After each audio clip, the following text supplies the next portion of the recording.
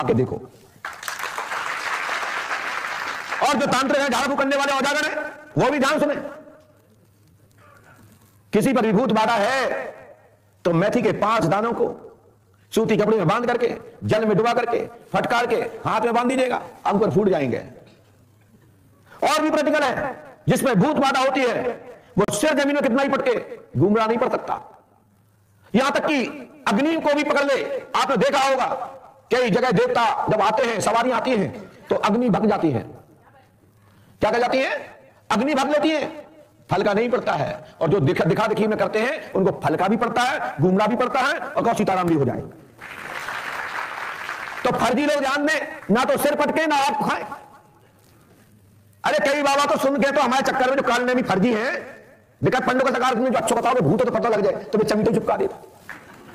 अरे आप चिपकाते हैं उसमें टेक्निक है, और आप चिपका दोगे मर जाओगे, जेल जाओगे, सड़ोगे। जो कई नकली तो क्या उल्टे सीधे काम है, तुम जलावे में जाओगे। अरे भूत प्रेत जलते नहीं है, मुझे पता है। जिसके शरीर में भी होगा उसको कोई भी कष्ट महसूस नहीं होता है। लेकिन हमारे गांव देहात में कई बाबागण, कई औजा पंडा लोग काली काली ढोरा मिर्चे, काली मिर्चे घिस घिस के आंख में भर देते हैं। अब वो तो चिल्ला ही कहा कि वो तो आंख में काली मिर्च भरी। ऐसे भूत बकते हैं। कई लोग खाल पकड़ते हैं, कई लोग अंगुली पकड़ते हैं, कई लोग बाल पकड़ते हैं। अरे मूर्खों, अरे शक्ति को भगाओ, आदमी को क्यों बाल पकड़ रहे हो भाई? इससे तो तुम्हारा पकड़ ले, तुम्हारे तो भग जाए जो ठाड़े वाला है। एक मंत्र ना चले लो तुम्हारा पकड़ने तो सुधर जाओ। या आडंबर नाटक नौटंकी बंद करो। इससे हमारा सनातन धर्म बदनाम हो रहा है, इससे हमारे मंदिरों की मर्यादा खत्म हो रही है। ऐसा कौन सा माइका भूत है, प्रेत है, जिन्न खबीस है जो हनुमान जी की चौखट पे खेल सके?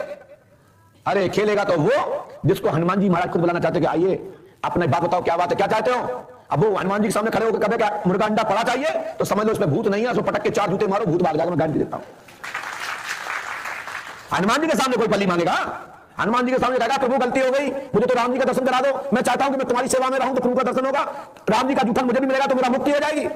लेकिन जब मुझे हंसी आती है, कई बाबाओं के यहां हनुमान जी के गेट पकड़ के भूत खेलते हैं, मुझे लगता है कि यदि मुझे बुला लिया जाए तो पुजारी भी भाग जाएगा और उसके भूत भाग जाएंगे। मैं बात कहीं की नहीं कह रहा हूं कि मैं मेहदीपुर बाबा जी की कह रहा हूं ना। असली भूत हनुमान जी के सामने आ नहीं सकता और नकली किसी के भी सामने आ सकता है। जितने भी कमेंट करते हैं मेरे मोबाइल पर, वो ध्यान से सुने और कान खोल लीजिए। यदि कितने भी मेहदीपुर में खेलने वाले हो, पूरे मेहदीपुर में जितने खेलने वाले हो, पंडोकर धाम ले आओ, चुटकी बजाती खत्म।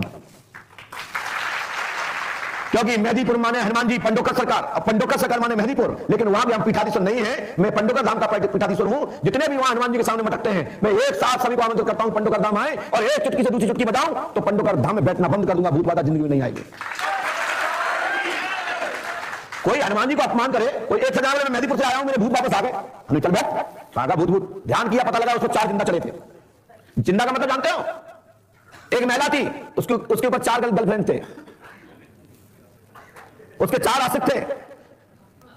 मैं उनको कहना चाहता हूं यहां से जो हनुमान जी को बदनाम करते हैं। और एक दादाजी भैया जी थे, यकीन करिए, अरे आवेदन देने से, वीडियो हटवाने की बात करने से, यदि इतना ही पवित्र हो, इतना ही शुद्ध हो, तो क्यों ऐसा काम करते हो तो वीडियो हटवाना पड़े? कौन कहता है पंडोकर धाम आओ?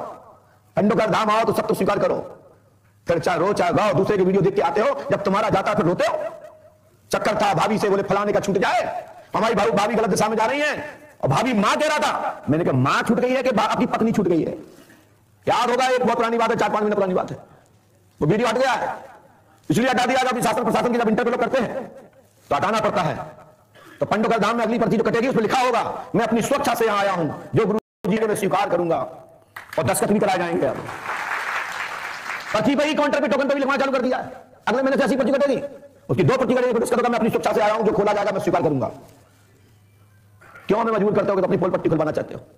ऐसा काम मत करो जिसमें तुम्हें नीचा देखना पड़े। अरे बंद कमरे में करते हो तो ऊपर वाला तो देखता ही है ना, वो ऊपर का कैमरा चलता है ना। यदि ऐसा नहीं होता तो मेरे पास क्यों बैठे होते? क्यों आपने इतनी बड़ी फीस दी होती, इतना टाइम दिया होता, 10 दिन 15 दिन से आप यहां बैठे हो, और वो भी फ्री में नहीं बैठे, टोकन देके बैठे हो। बैठो ना, बोलो है ना। यदि यहां ऐसा ना होता, मैं ना समझ पाता होता, तो कोई भी यहां ताली बजा के चला जाता है, कुछ नहीं है मेरा, नहीं बता पाए। होता नहीं होता? ऐसा होता कि नहीं होता? लेकिन ये पंडोकर सरकार का दरबारी छाती ठोक के कहता है मंत्र दुनिया में है, शक्ति दुनिया में है, संतत्व दुनिया में है, ब्राह्मण दुनिया में है। यदि समझना चाहो तो इस दुनिया में वो चीज है, वो दुनिया के अन्य बाहर कहीं नहीं है, भारत भूमि के अलावा। भारत भूमि के अलावा और जो गोल ब्रह्मांड में जो चीज है वो ना तो स्वर्ग लोक में है और ना पृथ्वी लोक में है, सब कुछ भूलोक में है। कौन सी आहुति चाहते हो, कौन सा आप पदार्थ चाहते हो, ऐसा कौन सी धातु चाहते हो, सब भूलोक में है, ये पृथ्वी लोक पर ही उपस्थित है। खोज करिए मिलेगा। और सभी तत्वों से ये पंचतत्व का शरीर बना हुआ है। इसमें ऐसा कौन सी चीज है जो इस माइंड के सेलिब्रेशन पंचतत्व के शरीर में 5 फुट के 5.5 के 6 फुट के 7 फुट के शरीर में वे तत्व ना पाए जाते हो, चाहे वो आयरन हो, चाहे सौर भस्म हो या अन्य कोई भी भस्में हो, किसी भी प्रकार की कोई भी धातु हो, कोई भी रस का जूस का मात्र का सैंपल्स हो, हर व्यक्ति को सूर्य और चंद्रमा की किरण के माध्यम से बॉडी को दिया जाता है। हमारे यहां इसकी थेरेपी है। जब बड़े बड़े पीलिया बिगड़ जाते हैं, बाबूजी महाराज जी सुनिए, जब जब बड़े बड़े थेरेपी हमारे शरीर के रोग बिगड़ जाते हैं तो बड़े बड़े डॉक्टर कहते हैं कि सूर्य का प्रात की सूर्य ग्रहण कीजिए, ब्रह्म मुहूर्त की हवा को ग्रहण कीजिए। इसमें बड़े जो जो आप फल खाते हैं उन सबका जूस, सबके विटामिन, सबकी क्वालिटियां आपको सुबह शाम के टहलने घूमने में मिलती है। सबसे बड़ी थेरेपी है हमारे यहां सूर्य और चंद्रमा की शीतल लहर, सुबह का ब्रह्म मुहूर्त की हवा और प्रारंभ की गुलाबी बढ़िया धूप, जिसके माध्यम से शरीर के रोग ठीक हो जाते हैं। और वही सूर्य के माध्यम से शरीर की चमड़ी खराब हो जाती है यदि प्रतिकूल सूर्य को लिया तो। और यहीं से समस्त प्रकार के रोग, यहीं से समस्त प्रकार के ग्रह उनकी किरणों के माध्यम से आपकी स्फटिक पत्थरों पर पड़ती है, उसके माध्यम से बॉडी से टच होते ही वो पत्थर शरीर को संचालन करने लगता है, शरीर की रक्त क्रियाएं खोल देता है, माइंड की ब्रेन की कोशिकाएं और सेल खोल देते हैं और वो पत्थर फलीभूत हो जाता है। यदि निगेटिव पत्थर पहने हुए हैं तो उस पर जैसे कि सूर्य अपरेट के माध्यम से आपके बल्ब जलते हैं, ऐसे ही पत्थर को पहनने से शरीर आपका रिचार्ज होता है। इसलिए पत्थर पहनना भी आवश्यक होता है। इस पर ज्योतिष विद्वान लोग आपको प्रेरित करते हैं, बस कुंडली सही होना चाहिए। यदि प्रॉपर कुंडली सही है तो ज्योतिष का बताया हुआ एक एक फार्मूला, ज्योतिष का बताई की हुई गणना एक एक फलीभूत होगी। लेकिन गड़बड़ है जन्मांग तो वहां पर ज्योतिष अधूरा है। कली काल में ज्योतिष श्रापित है, इष्ट बल के सहयोग से 100% ज्योतिष फलीभूत है। इसलिए ज्योतिषाचार्य भी कोई देवी को पकड़े हुए हैं, कोई हनुमान जी को पकड़े हुए हैं, कोई विष्णु जी को पकड़े हुए हैं, कोई अन्य देवी देवताओं को पकड़े हुए हैं और साथ में ज्योतिष का सारा लेकर के हम सबको मार्गदर्शन करते हैं, तब ज्योतिष फलीभूत होता है। लोग कहते हैं आप तो मैं तो पत्थर की पूछ रहा हूं, मैं देवी देवताओं को पूछ नहीं रहा हूं। कली काल में 85% फलीभूत है और 15% बिगर इष्ट के पूरा 100% नहीं हो सकता, 100% नहीं हो सकता। इसलिए इष्ट जरूरी है। आप अंडों का धाम में आए हुए हैं, दरबार को नंबर लगते रहते, आते रहते और आते रहेंगे। अब 365 दिन का हो गया, हम भी 7-7 8-8 घंटे अपनी 15-15 घंटे नहीं बैठ सकते, क्योंकि ये पहले 5 दिन के बाद तो 20 दिन आराम मिलता था। अब 365 ऐसे चलेंगे तो जल्दी सफेद बार हो जाएंगे और चेहरे पे झुर्रियां आ जाएंगी और फिर आप लोग कहोगे महाराज जी को चेहरे पे झुर्रियां आ गई, चमके चली गई। चमक तुम लोग खा जाओगे तो चमक आएगी यही कहां से, है ना? तो भैया इसका टाइम टेबल बनाना पड़ेगा। हाँ, अभी हमें को बुखार आ जाए तो मालूम कहेंगे महाराज जी बैंकर पैसा लेते हैं तभी तो बुखार आ गया। यदि लकवा फकवा हो गया, देखो शक्ति खत्म हो गई तभी तो लकवा हो गया, नहीं तो लकवा लगता। अरे बाबा गोस्वामी तुलसीदास जी को भी लकवा लग गया, उनने भी हनुमान बाहुक की रचना की, अपना लकवा रोग भगाया। इस जब से हनुमान बाहुक चला है। इसलिए जो शरीर के साथ अति करता है तो कष्ट तो होगा, क्योंकि पंचतत्व का शरीर है। ये तो मशीन है, जैसे आप गाड़ी में ऑयल नहीं डालोगे, डीजल नहीं डालोगे, पेट्रोल नहीं डालोगे तो एक समय तक वो बोलेगा साहब इसमें डीजल डालो, डीजल डालो। नहीं डालोगे तो fuck fuck fuck engine fuck, फिर तो बना। हाँ, अब ये जैसे साधक में थे, नदीपुर बालाजी से के साधक है, तो सच्चाई यह है कि जितने भी धाम हैं, जितने भी दरबार हैं, वे सब दरबारों में हनुमान जी पंडों का सरकार है। बस लाइट है, कहीं 0 पावर है, कहीं 500 वाट है, कहीं 250 वाट है, कहीं मरकरी है, तो कहीं पूरी लाइट का खदान है ना?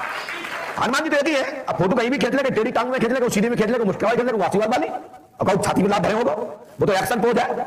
जैसी घटना उसी में जिसने फोटो खींच ली वही फोटो में हनुमान जी है। कहीं पिपलेश्वर है, कहीं इमलेश्वर है, कहीं निमेश्वर है, कहीं पंडोकर है, कहीं सालासर है, कहीं बालाजी है, कहीं कोई नहीं, कहीं कुछ है। हनुमान जी तो एक ही है, जिनको महावीर कहा जाता है, बजरंग बली कहा जाता है, अंजनी पुत्र कहा जाता है, पवन देव कहा जाता है, जिनको सोम शंकर कहा जाता है। हनुमान जी तो एक ही हैं। बस नाम स्थानों के आधार पर नाम पर्वत कहें, कहीं सोई भूमि पर बैठे हुए हैं, कहीं जागृत भूमि पर बैठे हुए हैं। जैसे पंडोकर धाम जागृत भूमि है।